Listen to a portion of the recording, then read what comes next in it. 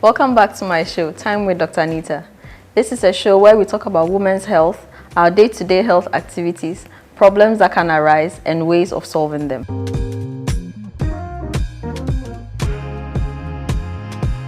What happens to the mother? That is when what we call morning sickness starts. A lot of nausea with or without vomiting. It's called morning sickness because at first they used to think that it happened only in the morning, especially when you wake up and you're brushing your teeth.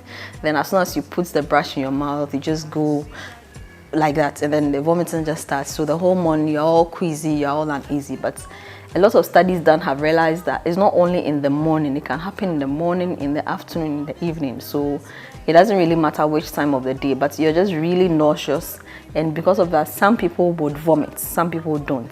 Usually it starts around 6 to 8 weeks. That's when it starts. Then by 9 to 12 weeks, it really peaks. So that's the time that a lot of the women are admitted, and then they lose a lot of weight because first and foremost, you can't eat. Secondly, whatever you eat, you are vomiting, and then you also do not have appetite at all. So all this amounts to certain amount of weight loss. Some women can lose as much as 5 kilograms.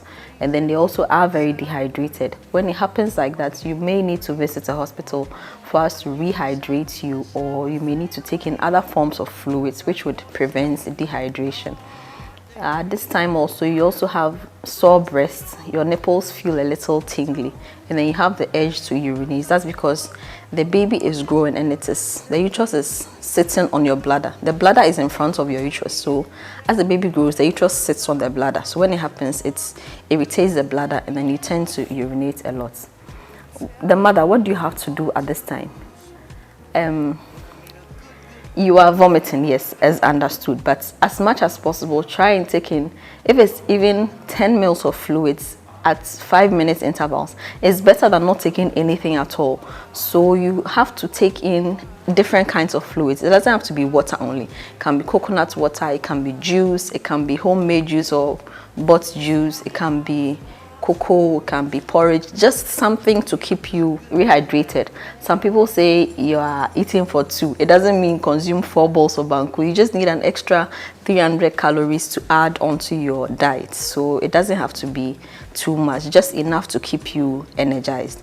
And then another thing that we've realized that doesn't really help with the nausea is keeping your stomach empty. As much as possible, have some snack around, a biscuit, chocolates, fruits, something, just so that at every point in time you have something small inside your stomach. When your stomach is very empty, then that one, the vomiting gets worse. And then, like I said earlier on, you try and drink about 8 ounces of water in a day. That's about 2.5 to 3 liters. It doesn't have to be at a go. If you can drink it little by little, it will help you a lot. And because at this time your breasts are sore, it will be best to wear comfortable and supportive bra so that you don't have any issues with breast pain. It also helps to prevent future sagging.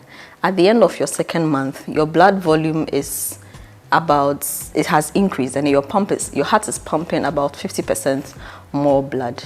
And then also at this time, that's when they begin to have this aversion for certain smells. Maybe smell of garlic, smell of spices, smell of their husband's perfume. Anything that you weren't reacting to earlier on, suddenly you begin not to like that smell.